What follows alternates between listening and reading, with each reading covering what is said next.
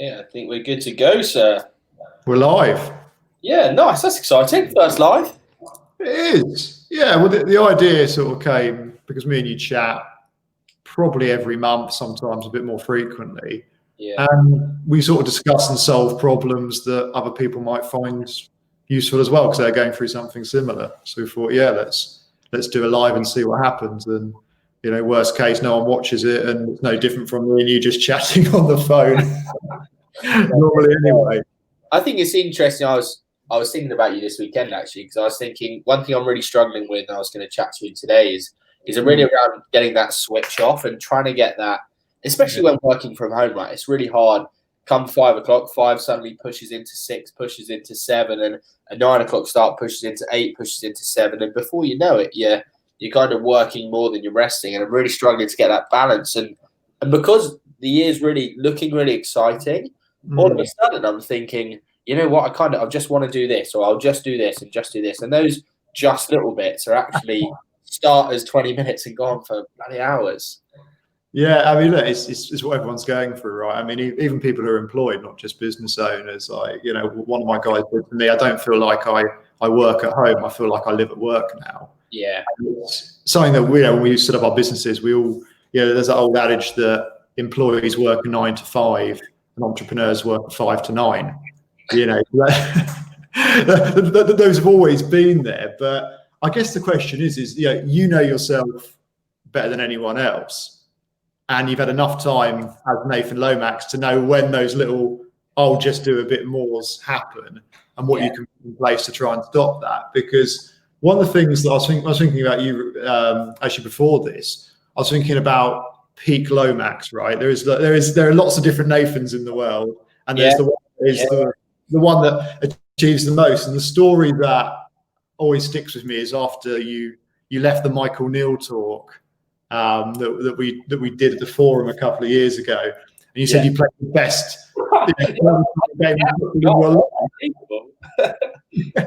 And I think that's it. Like, it wasn't at that moment when you left. You probably cleared your afternoon and evening to come to the talk and everything else. But it'd be interesting for you just to talk about how you felt at that moment, because the truth is, there's a lot of exciting things you want to do. Yeah. But they won't go the way you want them if you're in a lower mood, you're stressed, you're adrenalized, you're in fight or flight. Whereas I think from what you explained to me about when you played the best game of football in your life and people thought you were a professional, or whatever, however the story goes, you can tell it better. Talk about the mindset you were in and how you were feeling at that time. Well, I think it's interesting because I had another repeat episode, and I must say these have been few and far between, right? The Michael Neal one was one.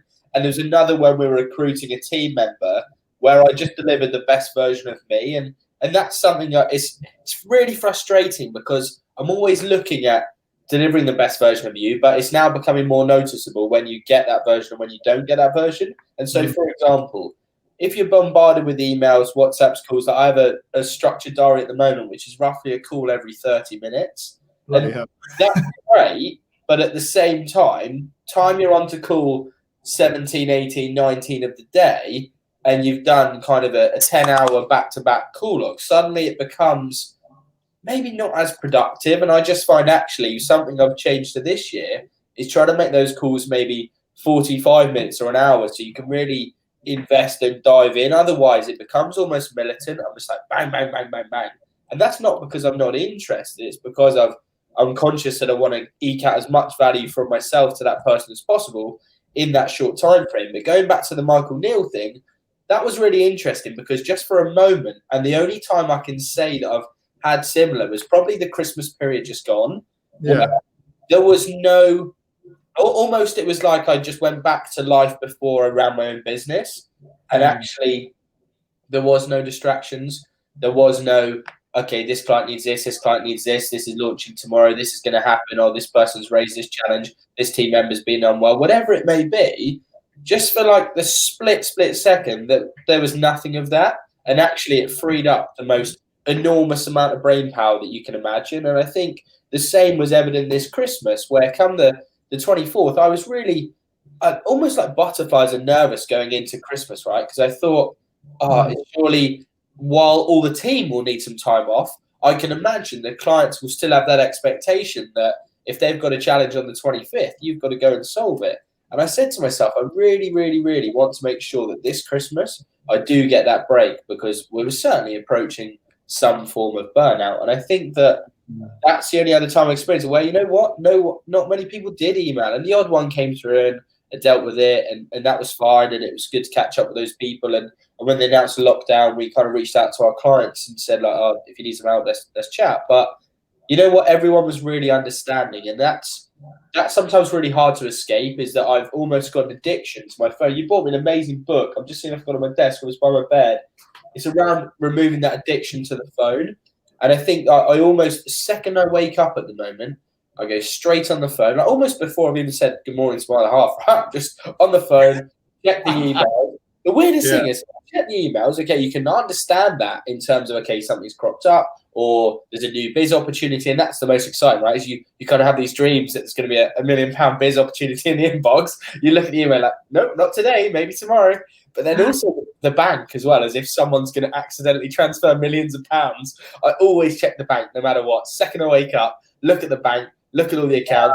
It's like, why? What suddenly is going to happen overnight that's going to change your life? As if I'm just going to suddenly win the lottery and not know about it. And then always Sky Sports and always the newspaper. And it's not like the most unhealthy thing, but I just find it so routine, if you like. And that's one thing I was going to chat to you today, is about how do we replicate that Michael Neal style experience and then just create that routine. So whether it be 7 till 7:30 is meditation, or whether it be you sent me a clip actually about Michael speaking to one of your team, and that kind of thing is, how do you constantly do that affirmation piece just to get yourself in the right headspace so that come 9 o'clock you're firing on all cylinders?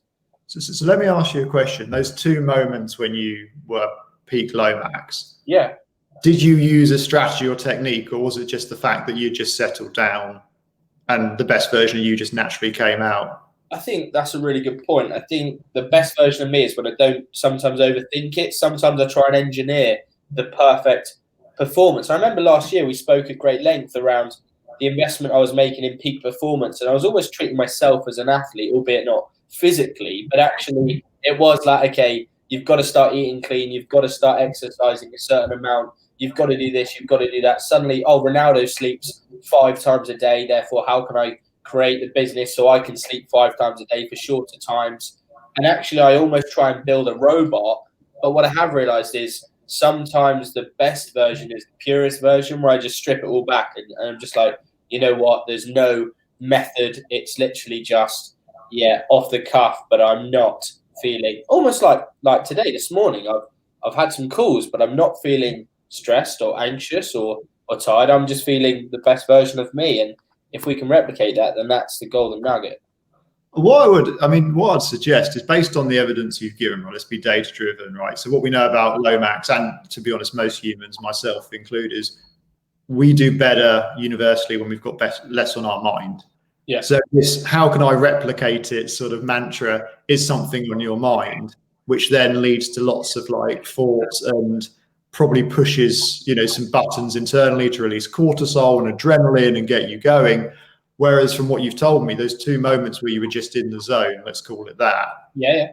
You didn't have a technique, because actually that's almost our default, right? Because I've got a 6-year-old in the house. You've got kids in your house, a bit older, of course, but they don't need to have techniques or whatever to find that energy and joy in life. And it's really interesting. Richard Pearce invited me to a webinar with Michael Owen before Christmas. Yeah, it was really good. It's about 10, 15 people from Norwich sort of business scene on there. But the thing that Michael Owen said, and he was very vulnerable, he just said, actually, when he looks at his career, there was Michael Owen when he was sort of 18, 19, 20, 21, who just played freely. Like he said, when he played against Argentina in 98, he didn't even know any of the players he was playing against in Argentina. He was just happy to be there. Yeah. And that's when he scored that amazing goal. And he said the second part of his career, after injuries, as he wasn't as fast, he started going, right, I need techniques. I need to be positioning myself on the pitch in the right way. And he said he just kept second guessing himself.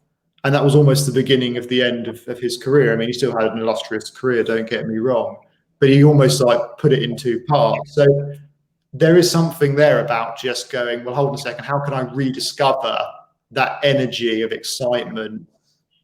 And the only way you can rediscover it actually is by just, from what you're saying and from what I know to be true as well, it's just having less on our mind, which segues nicely into the stuff about not being addicted to your phone. I mean, that's where the thing is that you're sort of like wake up, check email, check bank, check sports, check whatever. Like if you really love that, if that gives you joy and well-being, then of course don't change it. But I'd probably argue that's just happened habitually. It's happened because our friends in Silicon Valley are very good at creating devices and apps and software. We know this stuff ourselves, we do it for our clients, that grabs and keeps your attention and pushes dopamine buttons in the brain. So, I mean, for me, I turn my phone off, literally, and have it. So even though I find myself picking it up, and then because I've got an old iPhone 7, it's 4 years old, it takes about 20, 30 seconds to turn on, which is enough of a break for me to go, do I really want to check that WhatsApp? Do I really want to? And I know that me and you have been sending each other our screen time. Yeah. That's a useful thing, and it's painful at first because I first started doing it was like 8 hours a day of screen time on the phone, and you think, geez, I mean, I'm not sure when I'm lying on my deathbed I'll be thinking I wish I'd got to 9 hours. Well, you remember something last time we spoke about Steve Jobs and about how he kind of on his deathbed was saying about how he could have taken it a bit easier and not being as harsh. And I was thinking this the other day, again, fairly deep and being very vulnerable. I think about death quite a lot, and I don't know if there's a fear of death or whatever, but I certainly think that, you know what, you've only got one chance. And I think that actually underpins my whole biggest challenge at the moment is around you've got one shot at this. Sometimes you can't see it, sometimes you can see it, that we've done incredibly to get this far, and we're now in a great position, but actually you're always wanting more. And so there's a bit of kind of self-inflicted pressure in terms of, oh, you know what, you've got this, it's kind of yours to throw away, and actually you can almost see now where you want to get to, but at the same time, some days it feels like it's in touching distance, and other days it feels almost impossible to get to. And I guess you might have had the same in your journey as well. Yeah, I mean, look, so sometimes I have insecure thoughts, I feel insecure. Sometimes I have thoughts of everything's going great and everything's going great. And there's how I think about the world, and there's the objective reality. And, there might be a client who's actually really annoyed and about to leave, and I'm thinking everything's going great. And I think, over time, you just realize that actually, your thoughts generate your feelings. And the best way to get a good idea of what's going on is to get as much feedback as possible. I think do be careful with the I've only got one shot mentality, because it's just not the case. You're not a footballer who's going to retire at 33. It's not true. I used to say that, and that led me to sort of burning out in 2018. There's a quote that was something like, you've got to take this opportunity of a lifetime in the lifetime of the opportunities. It's like, we have to win this pitch. Yeah. We'll throw everything at it and we win it, and it's great. But then there's the collateral damage of, well, I haven't slept properly for weeks. I haven't given time to my relationships. And then those compound as well. And then you have problems at home, you have problems with physical symptoms. So there's a book that Rob got me over Christmas, which I read, which is brilliant, called Why Zebras Don't Get Ulcers. Okay. And it's all about basically animals that they deal with fight and flight as well, other animals, but they don't get stress ulcers. They don't get, anxiety, clinically depressed, all the rest of it. Yeah. And the reason is actually the human body is only designed, according to the scientists in this book, to deal with fight or flight once every 72 hours. So once every 3 days, yet we have got this very old hardware and body that's been dropped into the 21st century, where an email from an angry client or a staff member saying something's gone wrong on WhatsApp or Slack or whatever can set off the fight or flight. And the problem is, when you're in fight or flight all the time, the body takes energy away from organs, it goes into the extremities, and the body can't repair and heal. So the thing I'm going back to is that if you say to yourself, I've only got, I've got one shot. I want to take this, but from a place of excitement and joy, a la Michael Neal, Michael Owen. Too many I was getting a lot of shout outs today. Yeah, we love Michael Neal, but Michael Owen, 1998 World Cup against Argentina, just happy to be there. That's a really good energy to take into a pitch. I wouldn't say to be serene at that point, just go with it. But if it's like, if we don't get this, we miss our targets, we're going to fail, and then we're going to lose all the rest of our clients. Next thing you know, I'm going to be on the streets or something. Yeah. The problem is we do have a negativity bias that's kept us as humans alive, right? So we didn't evolve to be happy, we evolved to survive. So we're disproportionately negative. And there's in CBT they call it catastrophizing. And I'm brilliant at catastrophizing, which is basically you jump to worst case, right? You say, well, you always play it out ahead and see the kind of consequence. I'm so guilty of actually about playing it forwards and going, Christ, just all of a sudden you create your own reality, but it's a million miles from what's happened. So, for example, someone logs a request as part of the team or something crops up, and all of a sudden you play it through, and before you know it, what is a molehill has become a mountain because you said, oh, but then that could happen, and then that, and then that, and then that person leaves, and then that happens, and then that happens, and before you know it, you're stressing about something that's not even close to happening. And I guess, again, it all comes back to those checks and balances and having those systems, or not even systems, but just a person to kind of, as we've done for the last 18 months longer, to just check in and go, you know, this is what I did. I can now recognize that. And the thing is, when you book in time to the diary for these kind of conversations, you can step back and you can, for a moment, almost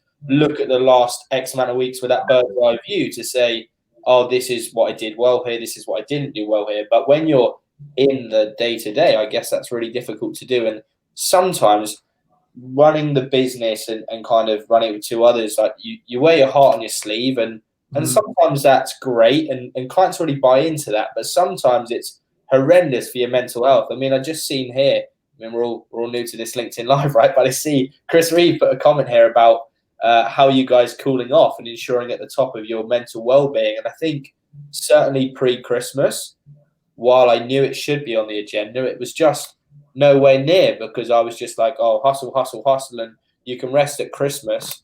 And actually that was probably at the detriment of several other things that I wanted to do or should have done. And everyone else around you can see it, right? But you can't see it yourself. And I guess that was linked to when you had your episode, whatever you want to call it, when you kind of approaching burnout a few years back. I guess everyone around you was telling it, but you just were so emotionally attached to it, you couldn't see it. Yeah, I mean, the story of that is we lost a massive client, and it was annoying because the CEO wanted us, but the the marketing director that brought us in, they left, and the new marketing director came in and wanted another agency, and that's just how it goes sometimes in our industry. So we lost one, which was like 40 grand a month. And I think I told myself that story, that this was our shot. We won this client. And then when the contract was up, it wasn't renewed. And we had to replace 40 grand a month of retainer. And, all of us, all the directors, everyone at Fountain just kind of doubled down and, just kept working harder and just pushing it. And stupidly enough, I was listening to motivational speakers. There's a guy called Eric Thomas, the hip hop preacher. And I love him, he gets me buzzed up. Or used to, at least. And I remember sending it to my dad after I sort of had a bit of burnout. And my dad says, why are you listening to that guy? He goes in and he does pep talks to the NFL and the NBA before they play a game. And I was like, yeah. My dad's like, but you're not playing a sports game. You're working 12 hours a day. You can't be pumped up. Like those guys need to get adrenalized because they're about to run and crash into each other on an American football pitch. But they stop after, they're 4 quarters, right? And they stop after a couple of hours, and then they're done. And then they relax and repair and go into an ice bath or whatever. And I was just hammering it constantly. And I think that's the problem. And it goes back to the thing that when I speak about Michael Neal again for the 18th time or whatever, he said to me the exact same question I'm asking to you is, well, when did you perform at your best? And what was that like? And how can you create space for that to happen again? And the question is, I think for me, looking at it now, like as I'm recovering from long COVID, we can't return to this sort of boom and bust cycle of, I'm just going to work 60-hour weeks, book a holiday in a couple of months and just hope that I don't crash out and mess up my relationships and upset people by the time I get there, and then just have a holiday where I'm exhausted and then go back and rush into fight or flight again. That's not sustainable, right? So then it becomes a thing of, well, how do we do less but achieve more, right? How do we create impact by not doing more hours? And those are the questions that are worth playing with. Like we all have, I'm assuming that, you work with Spencer and Pete like we do. We've got monthly revenue targets. But I was thinking about this. I don't have a daily sleep target of I need to get my 8 hours. I don't have I don't have space in the diary, or I do now, but I never used to. This is just empty space. One thing that Gary Mansell always says, that I said this to you, if you look at your Google Calendar and there's no white space, you're on fast track to burnout. Well, you need to deal with what comes up and just to slow the fuck down. Because when you slow down, you remember this shit. If I show you this, I've got a diary. I don't know if you can see that, and I'll try to show exactly what's on, but you can see no white space in there from 7 a.m. till 7 at night. And then also I've started putting in sleep so I can make sure I go to sleep at the right time. But then I'm constantly beating myself up going, you didn't sleep this long, you slept this long. And I think actually getting to a place of white space where you can slow down, you can react. And that's another thing as well, of course, is when the diary's like that, there's no chance to firefight or to deal with anything that crops up. And so the question really for you is twofold, because one is part of me wants to be able to jump in and save the day, but then part of me knows that from conversations we've had before and from conversations I've had with others, sometimes it's just as damaging to jump into situations to try and salvage it as opposed to just stepping back and watching the team on the sidelines. So I guess it's more around, how did you make that flip between going as player to going as player manager to then becoming manager full time and not scoring the goals anymore? Yeah, it's unfortunately it's not as clear cut as you're now a manager and you can't go on the pitch, because you can always put your boots on and the temptation's there. I think I realised that I used to think I could do no wrong, because when you start up the business, it so much relies on you, and you've got so much more experience than your staff. And then as we got more and more staff and the ones that were there got better, I realised I can actually make a situation worse. There's actually a chance I could actually make this even worse, because if I come in the wrong way and the person's already stressed and I piss them off, which I have done a lot in the past, then they've got two problems. They've got the problem that I was trying to help them solve, and then they've got the fact that they're pissed off because Marcus has said something that didn't land well with them. Yeah. So I think actually there's you've got to make a judgment call, right? Because you have to let people make mistakes, but not in a way that sinks the ship, right? Mistakes that steer you rather than sink you. And you've got to make that judgment call. And I think as you scale up the agency, you're hiring better people, your current people are getting more experienced. That is kind of how they learn. But it's very difficult, because I think the biggest challenge both of us have is we sell on relationships, we network, we make friends with the people that we network with. And then if they give us some work, or they introduce us to a friend of theirs and we get some work from them, that's our relationship on the line. And that's always the biggest challenge with service businesses when you sell via networking and relationships, because you want your guys to be, playing at 100% and playing as well as they can do.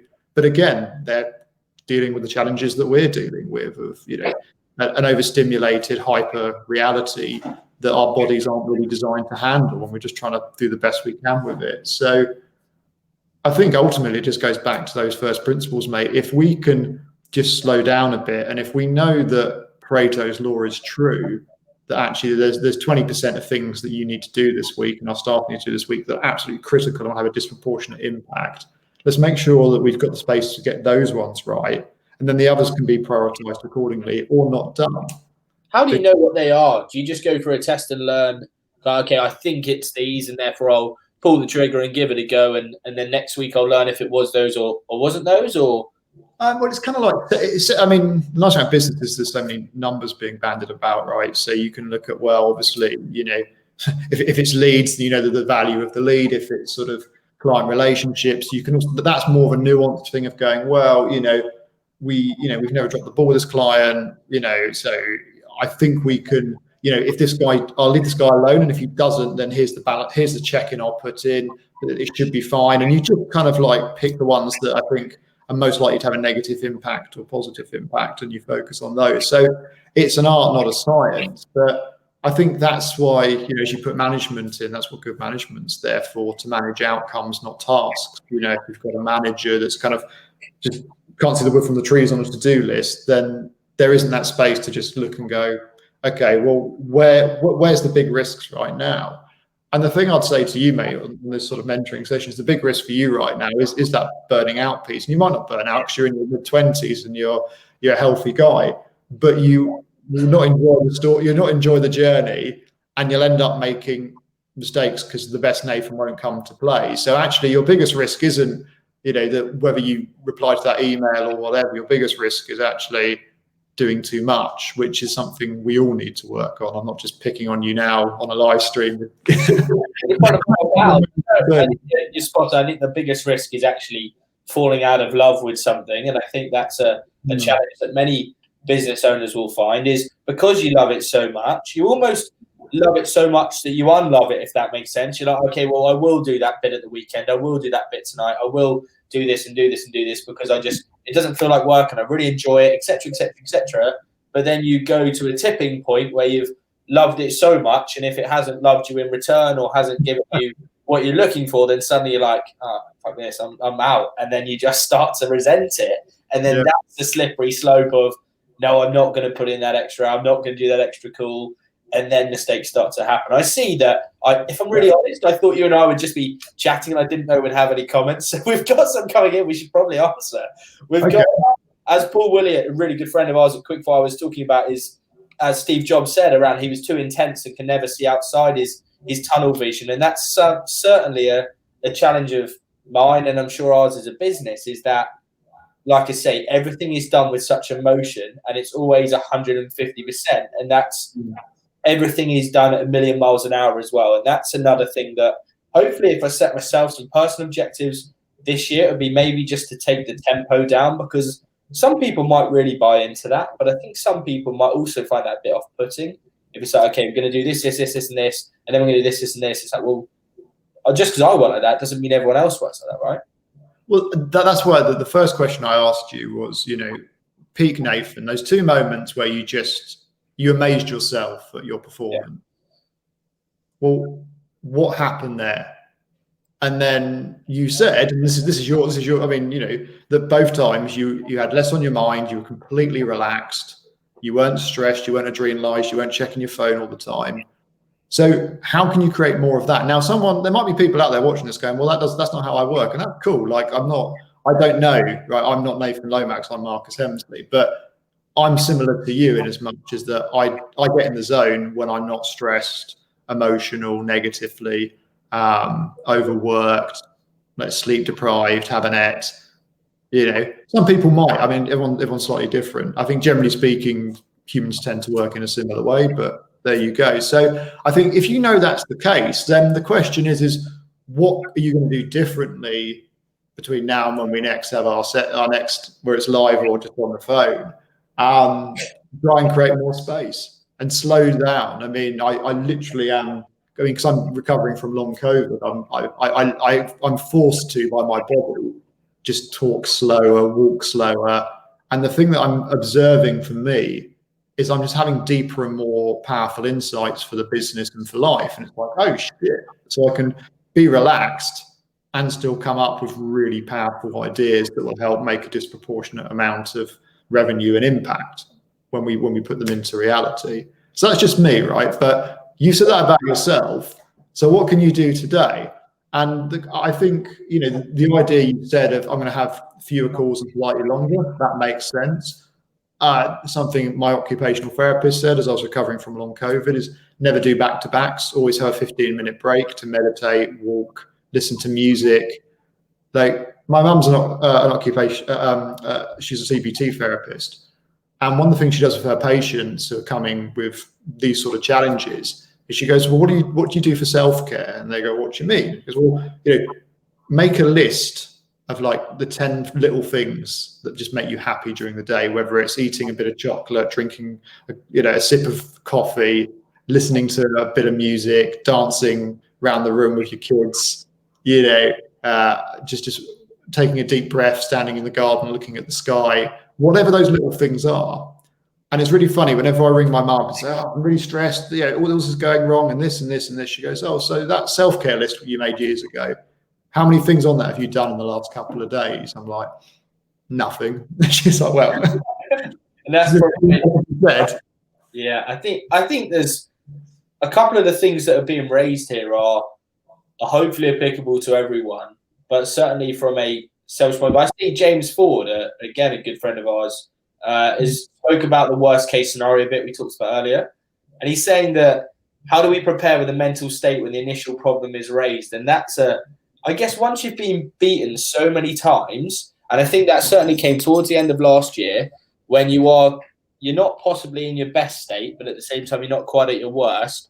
But at the same time, you're in a position of vulnerability, and then another thing happens, and another. And they always say, when it rains, it pours, right? It never is just one thing. Like when shit hits the fan, it really hits the fan, and all of a sudden, people you haven't spoke to for years just suddenly crop back up, and you're like, oh, Jesus. I think, how do you? For me, I guess it's always about perspective, but it sounds so much easier for people listening. It's like, oh, it's all well and good saying get perspective, but for me, it probably is just getting outside and trying to escape it all, if you like, by going for a walk, etc. How do you deal with it when it is just that day where it just really there's normally a moment where it goes so wrong you just laugh and go, for fuck's like, this is absolutely ridiculous. And I don't always laugh. Sometimes I punched a door in my old house, and that was really embarrassing, getting a handyman to fix it. What happened here? I punched the door. So don't get. But I think the truth is I know, and I guess you get to, as you get older and older, you know that you're not going to feel like this forever, right? I know that in a week's time, this will just be a stupid memory. Do you know what I mean? Like, it's that thing of like, and when you're in it, when you're really feeling it, you're like, actually, this is going to last fucking forever, and I'm going to feel shit, and then it's going to cascade into. So I think that the thing I do is it's another thing I learned from someone called Mara Gleason, who wrote a brilliant book called One Thought Changes Everything. She benches herself, which in English is sub yourself off. There've been times I've been so pissed off at work, I've gone, you know what, it's 1 o'clock. I'm subbing myself off. I'm going home for an early bath. You do it with football players, right? When they've lost their head and they're like going in for more reckless tackles and they're swearing at the ref, and you're likely to sub this person off before they get a red card. That's just it, because you know that player in a week's time will have a clear head again. How do you do? That's all well and good if you've got 30, 40 people in your organization and you can sub yourself off. But if there's just one of you, or even in our case, there's 15 or 16 of us, so we could almost do it. But at the same time, everyone does a different role, and therefore it's like, okay, I can bring on a substitute, but rather than playing in centre midfield, they're actually a right back, and they're going to have to cover in that position. Like sometimes it's not as easy as just subbing yourself in on and off. Well, it really depends. That's a judgment call, isn't it? Because sometimes you think, actually, you know what, the team can play with 10 men today. Because I'd rather have no Marcus than a really crap, angry Marcus. Because it goes back to that point of I can also escalate it. Because that's the other thing. It's that whole adage of, never send an email or a message when you're in a bad mood. If you're already pissed off at someone, then, sleep on it. It's all easier said than done. Right, because the truth is, like, the thing about this sort of advice is when you really need it, you can't hear it because you're really angry. So I was like, crap, and I'm going to do what I feel like anyway.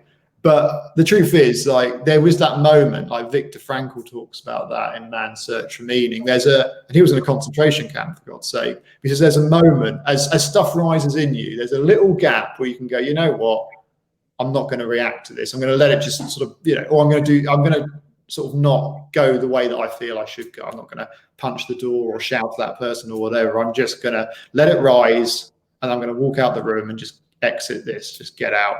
And I think the truth is, everyone knows, right, when they've settled down a little bit, everyone knows deep down what the right thing to do is. You don't need this. And I think you see all the books that I read, but I think we can over rely on a strategy or a technique, and we can almost like over-engineer the brain and go, I must have this technique. So when this happens, you know what? Life's difficult. Business is difficult. It's a contact sport. And there are days where you're going to feel shit. And there's days where it's going to rain and it's going to pour. And there isn't a magic pill that's going to make it go away. But the best thing you can do is, one, just be graceful and accept that, yeah, it's a shit day. And I feel like punching the door, but I'm not going to, because that's not going to help. And I'm just going to try and wait for it to go, because it will go eventually. Every bad mood you've had in the past, Nathan, it's gone, right? You're not, right? They're all done. It's like you say, when you're in that bad mood, it does sometimes feel. It's a bit like when I get hiccups. I always think every time I get hiccups, I think I'm the world record holder for the person with the longest ever hiccups, and I'm like, this bloody thing's never going. I'm gonna have it in years. And actually, same with the mood. I'm like, okay, this mood is now my permanent state forever. And then about 5 minutes later, I'm like, well, hey, I've got a mood. It's so funny. I set timers. I go like, I shout to my Alexa, like, Echo, right, set timer for 1 hour. And then I'm angry and I'm stomping around the house or whatever. And the next thing I know, like it's I'm sitting like reading on the sofa, the sun's streaming, I'm feeling really relaxed, and the alarm goes off. And I'm like, oh. Why was I so pissed off an hour ago? Like, what? It passes, and I don't have to do anything. It's like a self-cleaning oven, right? Bad moods, it just kind of does it. But when you're in a shit mood, you catastrophize, and all of the survival stuff in the brain tells you this is how it's going to be forever. Because fight or flight, it used to be life and death for us. Like if there was a saber-toothed tiger, all focus had to be tunnel vision. This is the most important thing in the world. We have to get away from the saber-toothed tiger. That's it. And nothing else matters, and I'm going to do whatever it takes to get out of there. But the trouble is, we take that same approach to an email from an angry client, like this one thing I have to start right. You don't have to reply to it immediately. Yeah. The only thing on that, though, mate, is around setting expectations. And I appreciate I'm my own worst enemy, but I actually have a weird sensation I get when I have emails in my inbox, either before we go to sleep, or when I just a full inbox really stresses me out. Even one or two, right? I just love that little thing that comes up in Gmail saying your inbox is empty. I'm like, oh, in a piece, and then suddenly the one comes out, oh, bollocks, and then jump on that. And I think, trying to get to a position where it is okay to have X amount of notifications, and I think that's been generally programmed over time with the notifications from social, etc. But I can't tell you how. I think that's probably why I do that. Facebook, Instagram, I have like a little routine I go through, and it is always like even Netflix, just to turn off those notifications, because they do create that false urgency to be like, okay, because I'm so used to replying to clients' emails in 30 seconds, and they always say, I don't need you to reply now, it's 11:30 at night, and I'm like, no, I'll reply at 11:31, and I always say, I don't need you to reply at 11:31. But I just think trying to get to a position where, and that should be another, I've started actually writing some personal objectives so we can kind of summarize, but actually just get in a position where we don't have to reply there and then. And the whole reason, if it's that urgent, they will call, right? The whole point is they're emailing because it's maybe not as urgent, and actually just saying, you know what, you can just give it an hour, a few hours, maybe look at the emails periodically. And that's something I've definitely got to improve on. Mate, literally like 6 o'clock, set an alarm, turn it off. Like, no one cares. Like, you get on the personal side of it, though, because there's another challenge. Is okay, and this is going to sound absolutely tragic, but you've got your work side of it. So WhatsApps are going and everything else, okay. And again, we should be on Slack, but I've got this real bee in my bonnet about using Slack. I just like WhatsApp, but I'm with you, mate. I'm with you. But it just pisses me off. We're alone. I'll suck it up and I'll go on Slack, fine. But then actually, come 6 o'clock, you've suddenly then got a message from the parents or a message from the other half asking what time you want to do dinner or whatever, or you've got a message from a friend saying how's your day or whatever, and all of a sudden you've almost got this like work version of you and home version of you, and of everything we've discussed and from the last kind of 40 minutes or so, that for me has got to be the biggest thing I work on, is stop creating that almost parallel universe or parallel versions of me. And going back right to what you said, right, when is the best version of Nathan? And the best version of Nathan is when I can just honestly just be myself, and I'll wear my heart on the sleeve, but I'll tell people what I think. And sometimes it might come across as direct, and I never mean it to be offensive. I'm just always doing it with the right intentions. But I think, at the moment I'm struggling with a kind of almost a militant Nathan 9 to 5. And then after that, it's suddenly like, okay, now I try and flick. And the transitional period is so obvious for anyone outside to see. And you ask my other half and she'll say the same, right? There is definitely a different version when I'm bulldozing in the kitchen to grab a drink and I've got 4 seconds before my next call, or the version of an evening where I will sit and watch the coffee beans be blended or whatever it may be, I must get to that point in life where I can just take things at my own pace and understand that, like you say, at 20 emails or 30 emails, it doesn't really matter. As long as you get back to people, that's okay. And then it comes on, of course, to delegation, because that's another thing is for so long, you've been used to you being the captain of the ship. And even with co-founders, you still take pride in your own performance. And okay, it's your inbox, therefore you should reply to it. But then there comes a point where it doesn't necessarily always need to be on you. And trying to get to that is really hard to let go, I guess. You've got so much.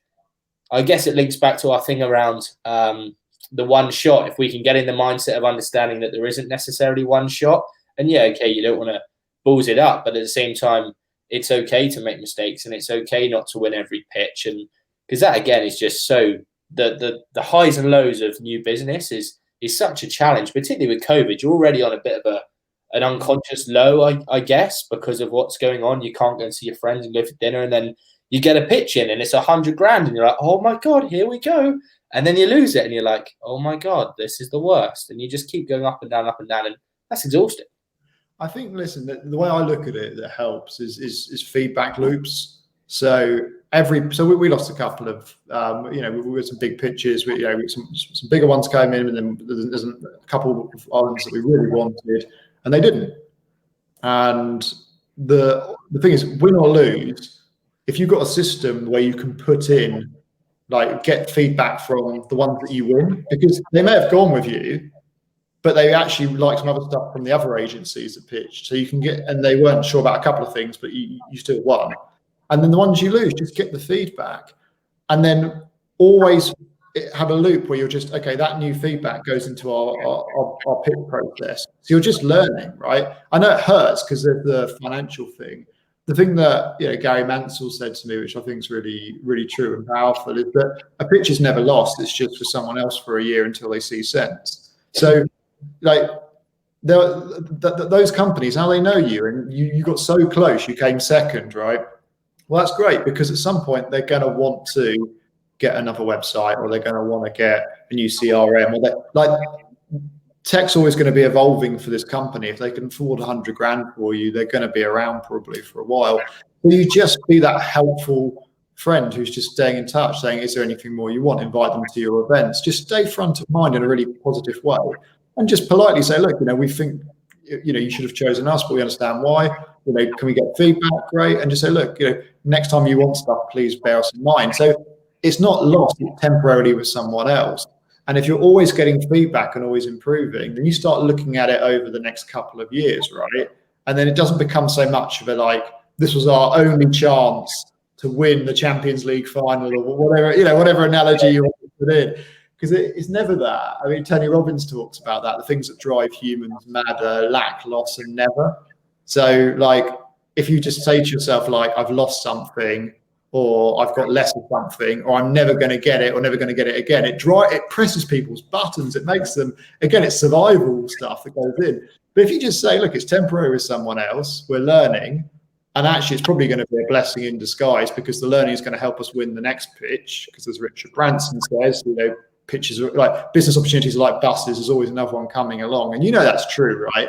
At the beginning, when we started, for the month where you're thinking, shit, what's going to happen this month? I need a couple more to hit my target, and then suddenly 1 or 2 drop in, and you're like, oh my days, this is by magic. And every month it happens.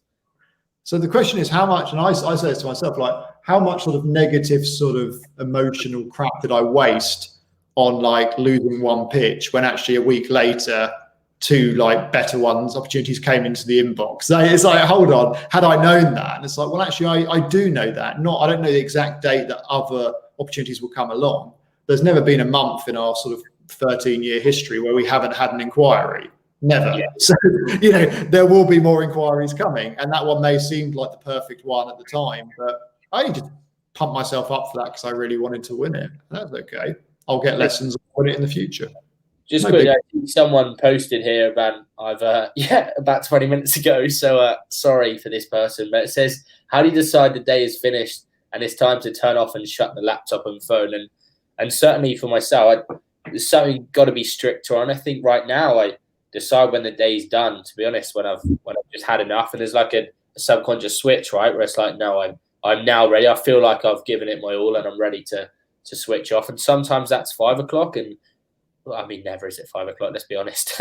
Sometimes it feels like it should be 5 o'clock and it's after the last call, but normally it's just a case of something else coming in its way. And so by that I mean I always try and prioritize watching the football. So of an evening, if there's Norwich or Man United, I will almost guaranteed be watching it. And so trying to say, okay, well, when's enough? Enough's at 7:45 when you go from end of work to when Man United start. But I must be more disciplined in that, because there's obviously far more important things than both of those things, with family and friends and everything else. And so for you, I know you're far better at your phone and getting even better than that. But how do you decide when enough is enough for a day, or even with a pitch, maybe back on that pitch conversation? Sometimes you can overdo it, right? Because you overanalyze and you're changing things 10 minutes before. Like, when is enough and you just walk away? When it feels shit. And that is for me. I mean, I'm like, when you're in a startup and you're self-employed, that, you know, what I'm talking about here is a luxury, right? I've got to this position, but I can just stop and just say, you know what, I'm really not enjoying it today. I'm just not enjoying this. It doesn't matter what time it is. I mean, obviously, I'm battling long COVID, so I get symptoms. So I've got a nice sort of like, well, it's not nice. It's a nasty way of having to check out. But even before that, it's like, there's a book called Essentialism. I don't know if you've read that one. Yeah, I've seen it, but again, that's something I'm so guilty of. Is I have like the most amazing bookshelf, and realistically, I'm sure many people can relate to this. But Christ, it's more wallpaper than anything else. How many times do I actually get up, read that book, prioritize some time to read? Is not half as much as I would like to. There's always an excuse, right? And I'll do this, or I'll do this, or I'll watch telly, or I'll binge this box set. Well, that's not going to further my career or further my understanding, but it does allow me that switch off. So I guess it's still important. Yeah, it does. And for me, I'm lucky that for me, a switch off is a book as well. So I can do that.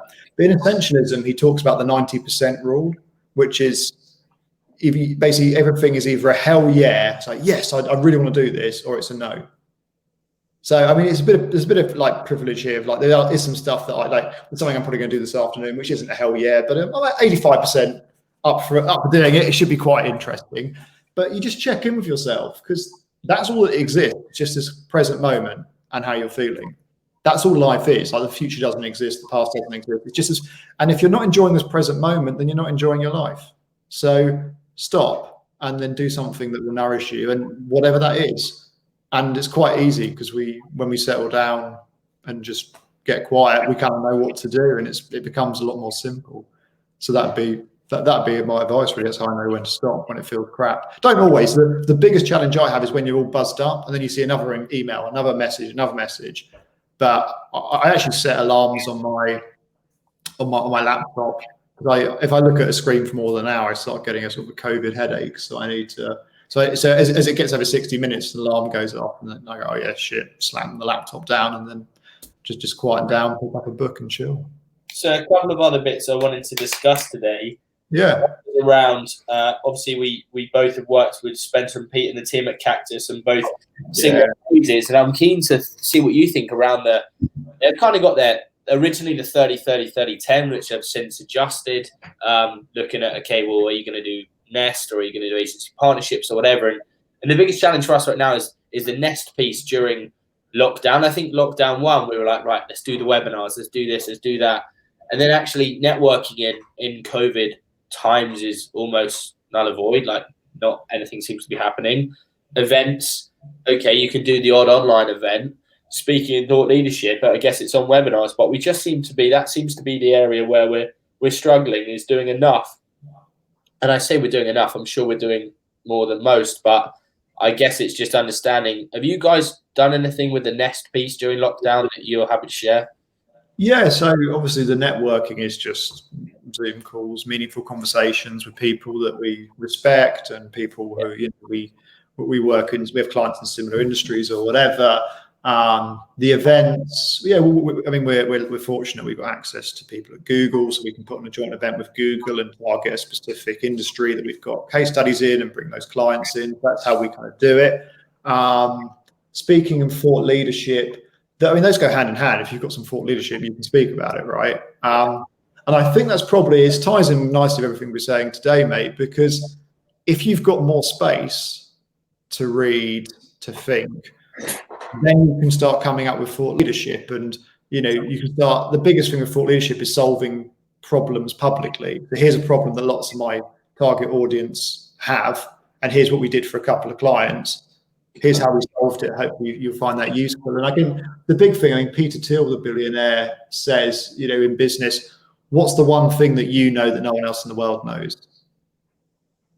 And that's a really cool question to play with. What's the one thing that Quickfire know that's helpful to their clients, that's a service that no one else really knows? And, you know, you have to get really niche at that point, because I was going to say, surely you'd then have those self-nagging doubts. I mean, one of the points to discuss with you today was around USP, and actually that's been a real challenge for us. Is we focus on e-commerce, we focus on Shopify and ERP systems and integrations, and that's all great. And we go niche sector and niche service in terms of web design, development, optimization, then niche sector. But even now, we're still that's still a competitive space. So it's just finding that one thing that you know that you can do better than anyone else.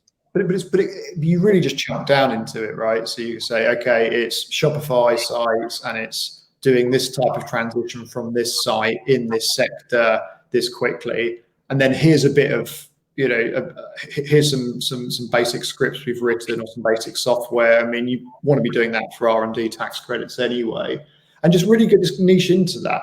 And it also doesn't have to necessarily be technology. It could also just be a way of looking at things. It could just be a model that you draw out of, here's how we migrate people to Shopify, or here's how we boost conversion rate on a Shopify site, or here's how we, but the way you're going to come up with that is by having that base, you know, generally speaking. You know, like most people, like there's massive studies of entrepreneurs and thought leaders, and everyone says, oh, I have my best ideas in the shower or going for a walk, or like last night as I was falling asleep, I had loads of cool ideas for Fountain.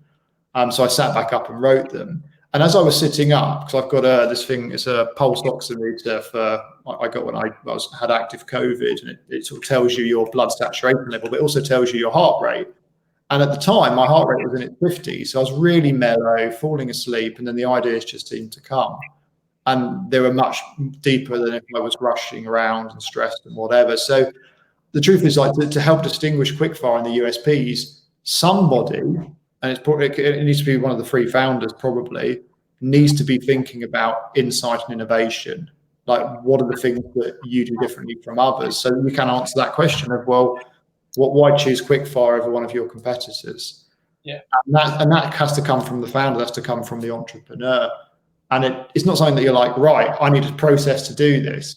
I think it's feedback for you. You're in a mindset now, how do I engineer this? How do I process it? And unfortunately, a lot of it comes from just having the space to think and trusting that you will come up with stuff as you see opportunities. I mean, for me, a lot of the innovations also come from the networking piece as well. I'm speaking to clients, partners, prospects, finding out what their challenges are, and then thinking, well, actually imagining what the perfect, performance agency looks like in my point of view, and just seeing what else is out there and seeing how we can position ourselves to be even better than that. I mean, Rolls-Royce say that. Rolls-Royce's motto is, we take the best and make it better. So they take the very best from, you know, automobile manufacturing and design and everything, and then add some innovation on top. And the only way you're going to do that is by just having the space, having that sort of excitement, like a little kid, rushing around, thinking, trying, reading, speaking from a place of joy, and then having space for innovation to come through. So they all tie together, mate, I think. I think the challenge you get to is just making sure you don't fall in that trap of benchmarking yourself against things unrealistically. And what I mean by that is, in the process of trying to identify a USP, I thought to myself, okay, I'll go to the top 10 people that seem to be taking Shopify Plus by storm and who I aspire to be like, or the agency to be like. And then suddenly you begin to kind of get quite competitive, but also then to just think, okay, well, yeah, I want that, or I want to do that, or we need to do that, or we should be doing that. And before you know it, these agencies have maybe been going for years, right? And actually all of a sudden, through the 3-year journey of Quickfire to date, you're suddenly thinking, right, well, I need a 12-step blueprint that this agency uses, or I need this process that they've got, and trying to understand and remember that it is a marathon, not a sprint, is such a challenge, because, like I say, now feels like the opportunity. But yeah, but the thing is, like, there'll be some prospects that will go with those bigger agencies, but then there's advantages in every situation you're in. The fact that you're smaller means you're more agile, means you're more efficient, means you can get new things done quicker. The bigger the agency, the more bureaucratic and slow and crap it is. And it's almost like you don't really want to copy them entirely. You know, you can take the Rolls-Royce approach, but you can also just say, okay, these sectors in retail, these specific industries, we're really good at this, and we're really good at this bit. And this is actually a real pain in the arse for people. So find that. I mean, you know, the best way to innovation is to find out where the painful problems are. Like, what really is pissing people off about e-com at the minute? What are the headaches? What are the things? And if you can just solve that and then do it in a quick, lean, and agile way, you know that's more likely to stand out. So it's good to look at the competitors, see what they're saying, but I think there's just also a space for going, you know, what are the pain points of these particular people that we speak to a lot, really finding out. Goes back to feedback. Feedback's data. You know, so many problems in human relationships are caused by not really understanding the other person, because you haven't got that feedback from them. You haven't tried to understand what they're really thinking. So get the feedback, find out what your target audience's pain points are, what's really bugging them, and try and solve it eloquently and quicker. I think that's a really good show, actually, is starting to look at, again, just taking yourself out of the equation. It's not we're not building a tool for Nathan to make his life easier. It's for our customers, for our clients, our customers. So what's the problem, and then how do we solve it through technology? I think I've just seen a message come in here from a very good friend of mine who I haven't spoken to in a long time, and it's great to see that he's tuned in. But he says, if you've got a business idea, what are the next steps when you want to start with moving things forward, just from the initial stage? And certainly from my side, it's around creating an MVP, and an MVP is a viable product. But actually, before you go and sink 50, 100 grand in, or before you have to go and get funding or whatever, how can you create something as a prototype that you can then go and test and learn cost effectively and quickly before someone else comes to market with your idea? So I think we do this quite a lot with our clients, is saying, okay, well, this is great as the future destination, but really pare it back. What's the core outcomes that you get from using this solution or product or software or whatever?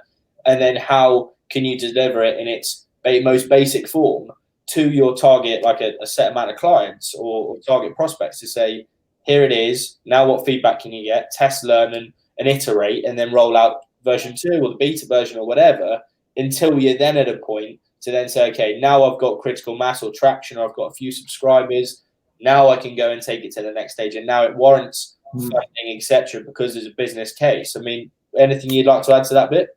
Yeah, I'd go even before that, before you spend any money on any MVPs. Like, just put together the business model using data from digital marketing. What I mean by that is, who's going to buy it, right? So who are the target audience? So, and then work out what your cost per acquisition would be. So how much you're willing to pay for a customer. And then you can go and figure out where the target audience's attention is, whether it's keywords in Google search, whether it's Facebook ads, LinkedIn ads, YouTube videos, whatever. And then you speak to a digital marketeer, they'll be able to tell you what the cost per click is to get a single person to your website from those platforms. And then you look at, conversion rates. Nathan can talk a lot about those, but the average conversion rate online, very broadly speaking, is 1%. So you take the cost per click, you times it by 100. So if it's £1 a click, then it's going to be £100 cost per acquisition to acquire the customer. And does that work with your profit margins? So you draw out that business case, because I think a lot of people, Nathan, your process is spot on once there is a clear business case, but the amount of people who come to Fountain and put 50 grand or 100 grand into this MVP, and then when you ask them what their cost per acquisition is, they say 10 quid and the cost per click is £2, and you're like, we can't find you customers. You can, but you're going to lose money on them. Yeah. And the amount of people said, I wish someone had told me that at the design and MVP stage. So really just draw out a basic sales and marketing funnel to make sure that you can actually acquire customers at the right amount. And then once you do that, then you can go for the MVP and the iteration process. And, So you think the sales and marketing plan, or at least the kind of basic metrics, are first step, and getting a basic MVP would be the second step. Yes. Where do we go after that? Just combining the two to take the data from the learnings from one to create two, and then building a plan to, because there's always there's two sides to this, right? You've got traffic and you've got conversion. So it's all well and good building this MVP, but I see far too many people, and I was talking to someone about this last week. I was doing a bit of mentoring, and they've got this cracking idea, but actually they've allocated the budget in it, and originally it's all going to build, and you just think, well, that's great, but you build something amazing, but it doesn't mean people are going to suddenly come and use it. So, or on the flip side, you spend all your money driving the people to get there, but their first impression's horrendous because they've scrimped and saved when it comes to brand, or when it comes to UX, or even the functionality. And it's like just trying to get that sweet spot between having enough budget for media and driving traffic versus having enough to convert when they actually get there. Yeah, I think the first thing to do is to get a decent board. I think that's, any startup, you just need to surround yourself with people who have done it before. We hear lots of people with great startup ideas, but the question I always have is, well, who's on the board? You don't necessarily mean a physical board, right? It could be a virtual board. I've always said that there's a couple of people, Laurent, yourself, I see as a kind of virtual board for myself in terms of growing our business. I guess that's what we're talking about, as opposed to you've got to sink $1,000, $2,000, $3,000, $4,000 a month into an individual. Yeah, exactly that. You just need advisors to the board who at some point may become shareholders. They might be paid as a non-exec, but you need a team who've done it before to minimize, because it's a risk, right? And I hate saying this because someone said to me when I first started up, and I got really offended, but it's like majority of small businesses fail. I was actually reading a stat last night that actually if you set up a business in your late 30s or early 40s, you're 5 times more likely to succeed than if you set it up in your 20s, which is interesting. But I think that's only because people who have had more experience probably have a network and know to get the right people on board. Because all you can do is try and surround yourself with people who have done something similar. And that also then makes it much easier for the investors, because you speak to investors in the UK or in Silicon Valley, a lot of the time they'll invest in a product they're not that excited about, but they are very excited about the team. They love the board because they think, actually, these guys know exactly what they're doing. They've done it before in similar industries. And the objective is to turn a profit, right? That's it. It doesn't have to change the world. It has to, make a good profit. So they think, actually, the first rule of investing is don't lose money. So we want to invest in people, not ideas. And the idea has to fly, right? But they'd rather invest in a really shit-hot team of very experienced people who've done it before. So it doesn't matter if you're the founder and you've never done it before. Definitely go ahead. But, Fountain, quadrupled in size when we got Spencer Gallagher to help, and Pete, right? You're going through a similar journey with those guys. So, a good friend of ours, Kieran Miles with Duco, I remember my first chatting to him about Duco years back. And I said, oh, who's on the board? And he's like, oh, we've got like the ex-product designer at Nike, an ex-CEO of Adidas. So for those of you listening, Duco's a clothing company, sports clothing, for bouldering. It's like the Quicksilver of bouldering. But as soon as I heard that, I just knew. I knew Kieran would be successful because it's Kieran Miles. But to know that he had those top people around him advising him, you're like, wow, this is going to go great. And, it's going pretty well at the minute. So I think that's the big advice, is get the people on board, then get someone who's a spreadsheet person to draw out, speak to digital marketer and draw out the sales and marketing funnels.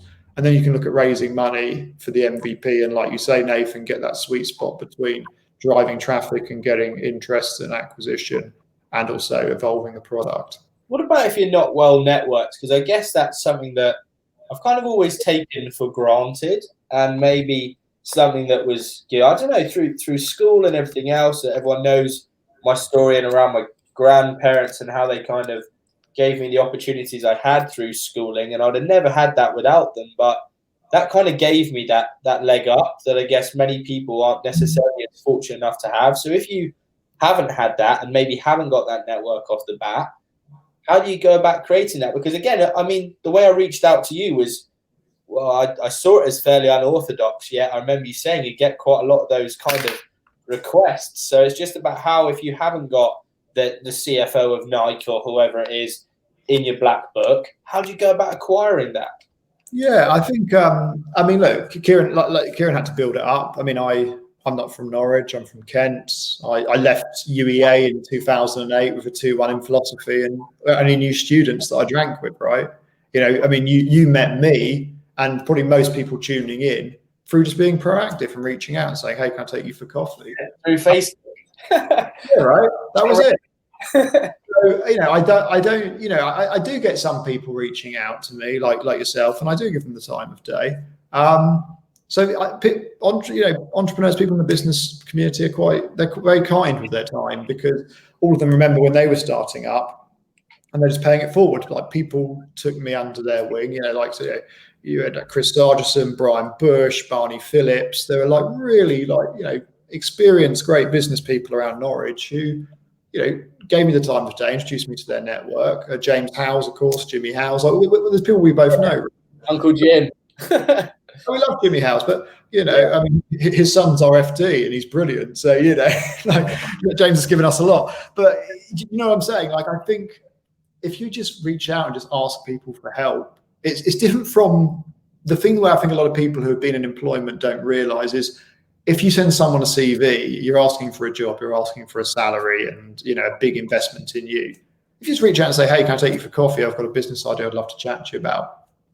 I swear, nine times out of 10, people will probably say, "Yeah, let's chat," because they were that person at some point. So I don't think, I mean, yeah, some people are born into better networks than others, but I'm an immigrant to Norfolk. I knew no one here, and I've got a good network now. And, you know, you've got a very good network. I think you're doing yourself an injustice. Like, yeah, your schooling probably did help, but let's be honest, mate. Like, you know, the fact that all these agency owners know you, and you probably know more agency owners in Norwich than me because you were more proactive. So, yeah, there's definitely a thing around, and it sounds like it's more process driven than it actually is. It's mainly around going around and trying to help others, right? And that sounds a bit wanky, but you get where I'm going with it. Essentially, if you follow that mantra of karma and trying to help others, and I do believe that the universe, in its weird and wonderful way, does try and pay it back, and it helps in the long run. I think in terms of time, I appreciate you've been on for over an hour.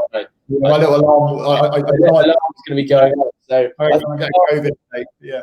The last thing for me today on my list that I wanted to talk through was really just around next steps and making sure that I know on calls we've had before, I've been guilty of trying to write maybe 100 things that I'll achieve by the next time we catch up. And then when I come to you, I'm kind of pissed off already because I've only achieved 95 of them. I think actually what we should do is maybe just say that these are the real 3 things that we need to get some priority around. I think the white space in the diary is definitely one of them.